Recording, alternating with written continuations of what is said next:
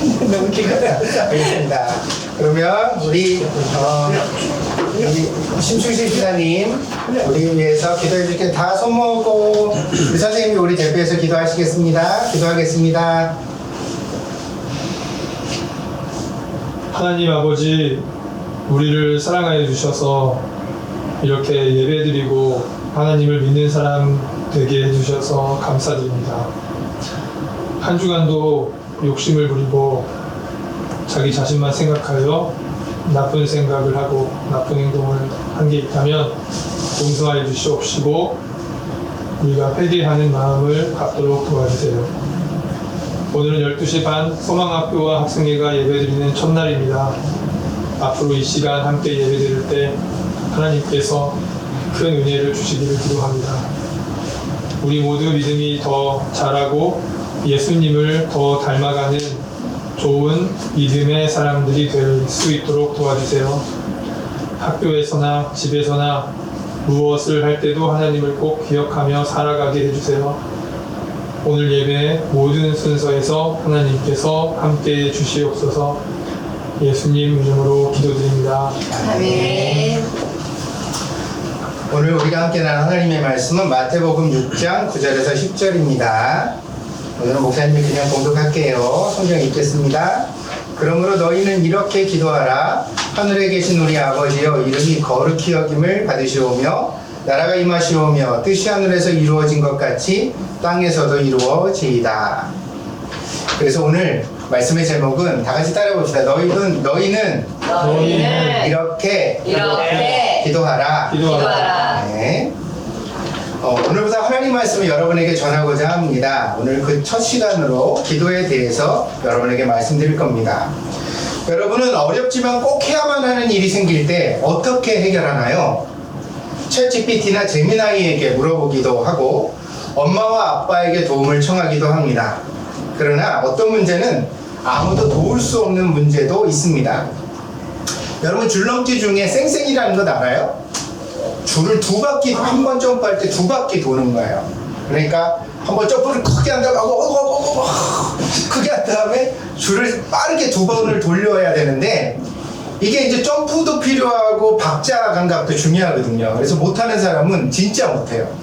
근데 이거를 재민아이한테 물어보면 쌩쌩이 잘하는 법을 가르쳐 줄까요? 못 가르쳐 줄까요? 말로 설명해 놨는데 그게 우리가 배울 수 있을 리가 없습니다. 엄마 아빠한테 물어보면 엄마 아빠는 하실 수도 있어요. 근데 엄마 아빠가 하는 거지 내가 하는 건 아니에요. 옆에서 아무리 잘 가르쳐 주셔도 야 높이 뛰어, 줄을 빨리 돌려, 앞으로 가지 말고 제자리에서 뛰어, 아무리 옆에서 설명을 해주셔도 나는 안 돼요. 왜냐면 내 몸은 내가 움직여야 되는데 엄마 아빠가 대신 움직여줄 수가 없기 때문입니다. 이런 종류의 과제는 그래서 아무도 도와줄 수가 없습니다. 근데 이렇게 우리가 아무도 도와줄 수 없는 문제가 점점 나이를 먹어갈수록 더 많아져요. 무슨 이야기냐면 어렸을 때는 엄마 아빠한테 도와달라고 그러면 척 해결해 줄 수 있는 게 많았는데 안 되는 문제들이 점점 많아지는 게 나이를 먹는 과정이라는 거예요. 자, 가장 단짝이 되어 친하게 지냈던 친구랑 어느 날 사소하게 다퉜어요. 막 화를 내고 집에 혼자 와버렸어요. 생각해보니까 그거 별로 중요한 문제도 아니고 내가 그렇게 좋았던 친구를 잃어버릴 것 같아서 마음이 되게 나빠졌어요. 자, 화해를 하고 싶어요. 사과를 하려고 톡을 날렸는데 친구가 대답을 안 해요. 누구한테 도움을 받을 수 있을까? 엄마가 대신 가서 친구한테 사과해야 될까? 아니면 다른 친구한테 얘기를 해주면 중간에서 화해할 수 있도록 도와줄 수 있을까? 나이를 먹어갈수록 이런 문제들이 점점 더 많이 생깁니다. 그리고 우리들은 이런 경우에 마지막 가지는 특별한 방법이 하나 있습니다. 교회를 다니는 사람들에게 그게 뭐냐면 바로 기도하는 것입니다. 능력이 많으시고 지혜가 끝이 없으신 하나님께 도움을 구하는 것입니다. 화해하지 못하는 친구가 있다면 하나님, 내가 이 친구와 꼭 화해하고 싶은데 하나님 도와주세요. 무슨 의미가 있을까? 기도한다고 되나요, 목사님? 돼요. 목사님은 수도 없이 많은 그런 경험이 있어요. 내가 해결하지 못하는 문제를 기도했더니 내 직성처럼 금세 해결되는 건 아니지만 하나님이 조금씩 해결해 가시는 과정을 많이 겪어보았습니다. 하나님이 도와주시면 세상에 못 해낼 일이 없습니다. 정말입니다. 그래서 기도가 중요합니다. 기도를 잘한다는 건 굉장히 큰 특성이에요. 우리한테 굉장히 유익한 일입니다. 예수님은 제자들에게 기도를 가르쳐 주었습니다. 오늘 본문에 그렇게 되어져 있어요. 너희는 이렇게 기도하라. 그러면 예수님은 제자들에게 어떻게 기도하라고 가르치셨을까요? 오늘 거기 여러분한테 나눠드린 거에 보면 예수님 기도문이 있죠? 네. 예수님 기도를 같이 한번 읽어봅시다. 같이 읽어보겠습니다. 시작. 하나님 아버지, 이름이 거룩하시며 나라가 임하시며 뜻이 이루어지길 원해요. 아멘. 그 다음이 있는데 그 다음은 다음 주에 할게요. 오늘은 여기까지만. 하나님은 어떻게 부르라고 그랬죠? 자, 그거 보고 대답해 보세요. 예수님이 기도를 가르쳐 주시는데 먼저 하나님을 부르래요. 하나님을 불러야 기도가 시작된대요. 하나님은 어떻게 부르라고 그랬죠? 어떻게 부르라고 그랬어요? 태빈이 형, 예수님이 하나님을 어떻게 부르라고 그랬어요? 빨리 대답해 주세요. 동생들 기다려요. 빨리요. 그럼 봐요. 어떻게 부르라고 그랬어요? 하나님 아버지. 하나님 아버지. 하나님을 하나님 아버지라고 부르라고 그랬어요. 왜냐하면 하나님께서 우리를 만드셨기 때문입니다. 우리가 어떻게 태어나는지 궁금한 사람들이 많습니다. 정자와 난자가 만나고 임신이 돼서 엄마 뱃속에서 10달을 보내다가 병원에서 태어난다. 그러나 엄마 씨와 아빠 씨가 만나는 과정부터 10달 동안 뱃속에서 자라는 과정까지 이 모든 일이 그렇게 쉬운 일이 아닙니다. 그래서 어떤 사람들은 아기를 꼭 가지고 싶지만 평생 아기를 가지지 못하는 사람들도 많아요. 이 모든 일이 일어나게 하시는 분이 누구십니까? 하나님이십니다. 그래서 우리가 엄마 뱃속에서 태어났지만 우리가 태어난 것은 누구 때문에 태어났어요? 하나님이 허락하셔서 태어난 겁니다. 그래서 우리는 하나님을 아버지 또는 아빠라고 불러야 하는 것입니다. 하나님의 이름이 그 다음에 거룩히 여김을 받아야 합니다. 갓난아기가 아빠 이름을 알까요 모를까요? 우리 유주는 똑똑하니까 태어나자마자 김중섭 씨 반갑습니다 그랬어요? 그러면 아빠 이름을 유주는 몇 살쯤 알았을까? 아빠라는 것을 얼굴을 알아봐도 아빠 이름이 김중섭 씨라는 아빠 이름을 알기까지는 적지 않은 시간이 걸렸을걸요? 아마 3살? 이렇게 돼야 3살? 그렇지 않나? 2살? 2살은 너무 빠르고 3살? 3-4살은 돼야지 아빠 이름을 알지 않았을까요? 자라서 배워야 아빠 이름도 알고 아빠 이름도 글자로 쓸 수 있게 됩니다. 마찬가지로 오늘 우리가 교회에 나오는 것은 하나님의 이름을 배우기 위해서입니다. 하나님의 이름을 알게 되고 그 이름의 뜻을 알게 되면 우리는 우리 하나님을 자랑스럽게 여기고 우리가 하나님의 자녀인 것을 또한 소중하게 여기게 됩니다. 그 다음에 기도할 일은 나라가 임해야 합니다. 집집마다 자기 집에 규칙이 있습니다.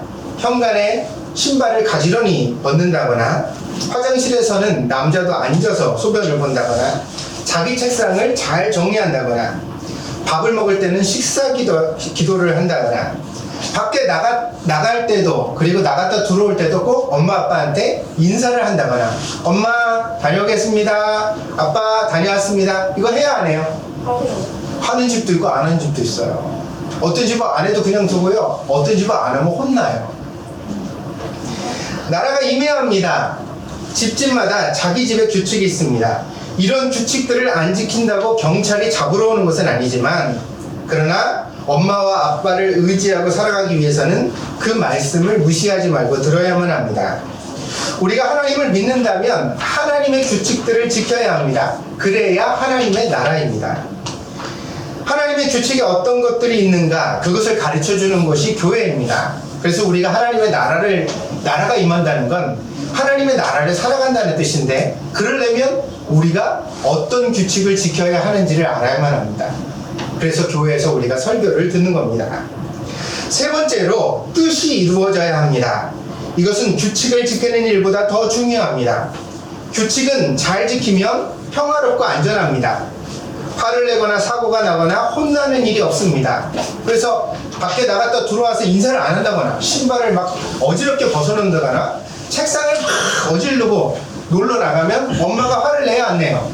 네. 화를 내죠. 그리고 아빠가 가끔 화를 내기도 해요. 그러면 이제 우리 평화가 깨지잖아요. 규칙을 잘 지키면 평화롭게 살 수 있어요. 하지만 규칙을 잘 지켜서 평화롭게 산다고 행복한 건 아니에요. 여러분, 아무 일도 안 생긴다고 해서 여러분 기뻐요? 아, 나갔다 들어왔더니 오늘은 엄마가 소리를 안 지르네, 너무 기쁘다, 이런 친구 있어요? 아니요, 그건 그냥 정상인 거예요. 보통인 거예요. 늘 그렇게 살아야죠. 나갔다 들어와도 아빠도 엄마도 소리 안 지르고 왔냐, 어서 밥 먹어라, 그게 일상인 거예요. 근데 우리가 뭔가 지켜야 할 것들을 안 지키니까 자꾸 언성이 높아지고 싫은 소리를 듣게 되잖아요. 그러니까 규칙을 지키는 건 기본인 거예요. 그런데 행복하게 살기 위하여서는 마음을 헤아려야 돼요. 학교에서 상을 받아오거나 아빠가 직장에서 승진을 하거나 엄마가 새 가방을 사거나 식구들이 맛있는 음식을 먹을 때 우리는 웃게 됩니다. 여행도 좋고 외식도 좋고 선물도 좋습니다. 그런데요, 이 좋은 것이라는 거, 우리가 기뻐하는 거, 우리가 행복하게 생각하는 것 있잖아요. 그게 바로 하나님의 뜻의 골자예요. 왜냐하면 하나님의 뜻은 우리가 행복해지기를 원하시기 때문에. 그러니까 우리가 어떻게 하면 같이 행복할 수 있는가를 찾아가는 길이 하나님의 뜻을 아는 것입니다.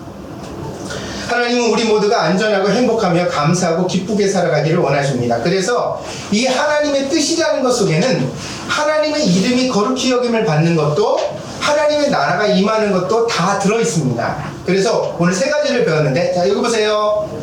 하나님을 뭐라고 부르죠? 하나님 아버지. 이것도 못 외우면 진짜 바보지. 그치? 하나님 아버지. 그 다음에 세 가지를 기도할 거예요. 세 가지를 뭘 기도하죠? 첫 번째, 이름이 거룩하시며. 두 번째는 나라가 임하시며. 세 번째는 뜻이 이루어지길 원해요. 이 세 가지 중에서 뭐가 제일 중요하다고요? 뜻이. 하나님의 뜻이. 하나님의 뜻이, 하나님의 이름이 거룩히 여김을 받는 것과 하나님의 나라가 임하는 것이 전부 다 들어가 있는 거예요. 근데 자, 보세요. 규칙을 잘 지켜서 화내지 않고 살기를 원해. 이걸로 끝이 아니에요. 그 다음에 뭐야?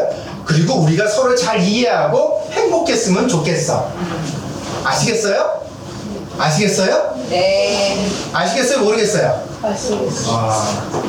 그죠? 아시겠어요? 잘 됐어요. 자, 기도할 때는 이렇게 기도해야 합니다. 결국 하나님을 알아야 기도를 제대로 할 수 있습니다.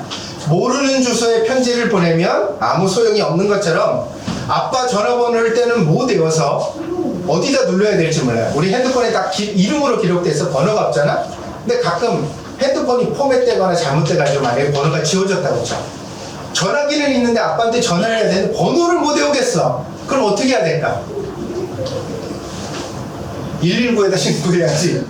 다른 수가 있나? 아빠를 찾는데 아빠가 없어요, 도와주세요, 그래야지. 그러니까 하나님을 제대로 알지 못하고 기도를 하는 건 주소를 모르고 편지를 보내는 거고, 그 다음에 번호를 모르면서 전화를 거는 것과 똑같은 거예요. 그래서 우리는 교회에 나오고 하나님의 말씀을 배우는 것입니다. 교회를 잘 다니고 성경을 배우면 훌륭한 기도를 할 수 있게 됩니다. 그리고 하나님이 주시는 응답을 받게 되는데, 하나님이 우리가 행복하게 원하시기 때문에 우리가 그 응답을 받으면 하나님과 함께 우리가 행복해질 수 있는 겁니다. 어떤 문제든지 하나님은 가장 좋은 대답을 주십니다. 우리가 문제를 틀리지 않고 맞출 수 있도록 도와주십니다. 그러니까 교회를 빠지지 말고 하나님 말씀을 잘 듣도록 합시다. 그래서 성경 말씀대로 더 잘 기도하는 사람들이 되기로 합시다. 아시겠어요? 네. 자, 다음 주에 요 예수님 기도문을 우리가 외워보도록 합시다. 아시겠습니까? 네. 자, 그럼 기도하고 마치겠습니다. 기도합시다. 예수님이 가르쳐 주신 기도를 마음에 담고 돌아갑니다. 이 기도문을 통해 하나님의 뜻이 무엇인가를 배웠습니다. 하나님이 마음껏 우리를 사랑하시고 하나님의 사랑 가운데서 우리가 행복해지는 것, 그것만이 하나님께서 바라시고 원하시는 일인 것을 우리가 함께 배웠습니다. 하나님의 뜻이 그런 것이라면 꼭 나한테 이루어지면 좋겠습니다. 그래서 나도 행복하고 하나님도 행복하고 우리가 다 천국처럼 그렇게 살았으면 좋겠습니다. 그리고 이 기도문이 꼭 이루어질 것을 믿습니다. 저희들이 이 기도문을 마음속에 잘 간직하게 하셔서 항상 이 기도문대로 살아갈 수 있는 우리 동경드림교회 어린이들 그리고 학생들이 되게 하여 주시옵소서. 돌아가는 발걸음도 하나님 지켜주실 줄 믿습니다. 인도하여 주시옵소서. 지금은 우리 주 예수 그리스도의 풍성하신 은혜와 하나님 아버지의 극진하신 사랑하심과 성령의 감화 감동 내재 충만하신 은혜가 오늘 교회 학교에 와서 예배드린 사랑하는 어린이들 머리 위에 저들의 공부하는 학업과 학교와 저들이 살아가는 모든 가정의 환경 위에 지금으로부터 영원히 함께 계실지어다. 아멘.